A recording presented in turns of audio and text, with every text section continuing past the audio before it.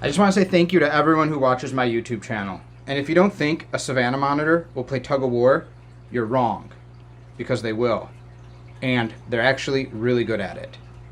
There we go.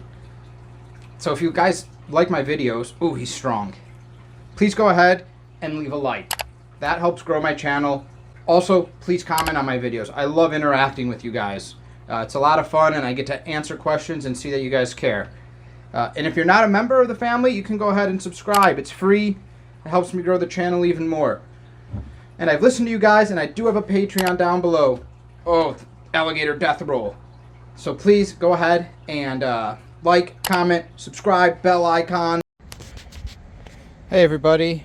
I want to make this video because I get asked all the time, how do I clean or manage my Dubia roach enclosure colony? Because as your colony starts to get larger, there is a significant amount of dead dubias that appear and frass that is made. Frass is their poop. So it's pretty simple. This is my dubia colony. It's in here. We're going to look at it in a minute. This is my transfer bin I'm going to use to hold a majority of the clean dubia roach egg panels during the cleaning.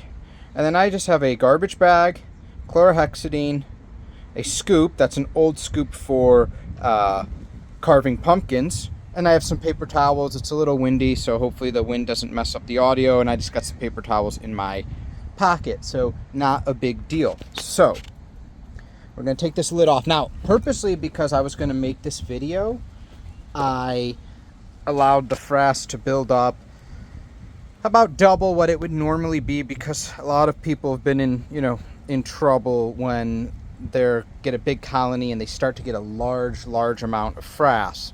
So because of that, cleaning is a little bit more of an undertaking. But the number one thing you can do when maintaining your dubia roach colony is to keep it cleaned often, because the more often you clean it, the way less time it takes to clean. It's so much easier that you don't have to worry about any of that. So that's the number one thing you can do, is clean it every 2 weeks. It's going to take just a couple minutes. It's so easy. Whereas when you get it to this level, it's a little bit more of a procedure that you got to go through, but it's still not bad, and I'm going to show you just in case. The same methods apply. It would just be quicker and easier if there's less frass.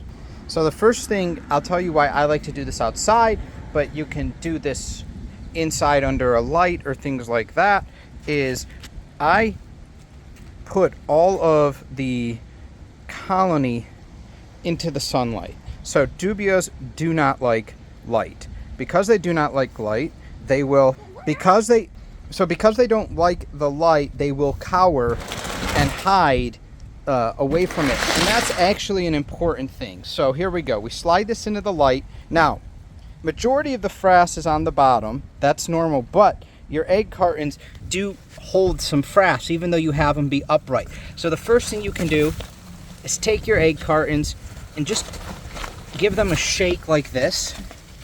That's gonna shake majority of the frass off.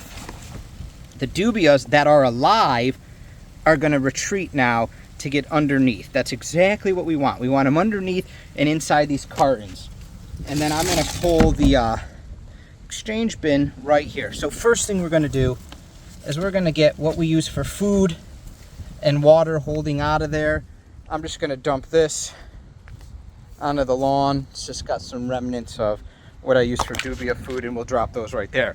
So now that these are frass free and dead dubia free, we can examine the egg cartons. These are not soaked with pee or anything like that, so that egg carton is good.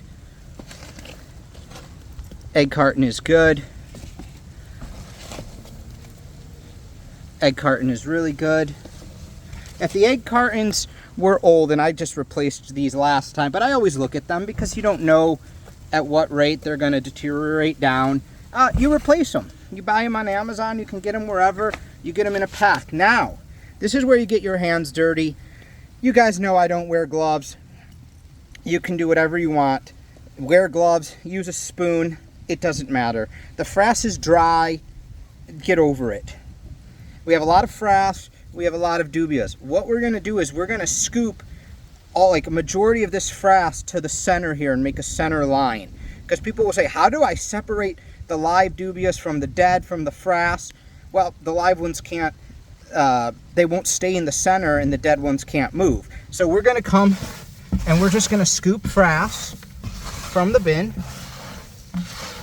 from all the sides. Yep, we're getting live ones during this. Don't worry about it. They will sort themselves out. And the frass is just, it's like a sand texture, guys. It's dry. You don't have to worry about that. We're just scooping it to the middle. Okay. Very good. You'll get some dubias that climb up onto your hand. It's fine. I just come and shake them right into the bin. Now you'll see I've only waited about 10 seconds, but you'll see what's happening is the live dubias that are inside this giant amount of frass, they're getting out of there. And they're trying to, you know, escape to the sides. So when they do build up in the sides, you can scoop these live dubias and you can just throw them in the bin there. It's so simple, it's beyond belief. And when you want to help them get out of the middle, you just mess around with the frass and the dead carcasses, just like this. That's going to stir them. They're going to run to the edge, and they're going to run to the corners. Why they do this, I'm really not sure. They think they can climb the corners. I don't have a clue. And again, dubias get on you, and you just shake them in the bin. So simple. And eventually what you can do is, you'll get so many dubias, you can use your scooper to scoop them out if you need to, or you just use your hand like I do. So I'm gonna just keep rinsing and repeating, and I'll come back. All right, so after all that scooping, you leave just a little bit of frass, because sometimes adult females do like to give live birth in the frass. So when you leave just a tiny bit of frass like this, everything's good. Now these guys are hoarding in the corners because there is no egg cartons in here, but we're gonna take our cartons full of dubias and we're just gonna place them back in. Super simple. We're just grabbing them. Now I like to stagger them. Notice the same sides touch. That way the pieces that would keep the eggs protected hit each other, causing good space. If you put the cartons in the same way, they can just stack into each other, and you don't want to do that. So you alternate. So we put these in, nice and simple, and then you'll have some live dubias left over in this bin.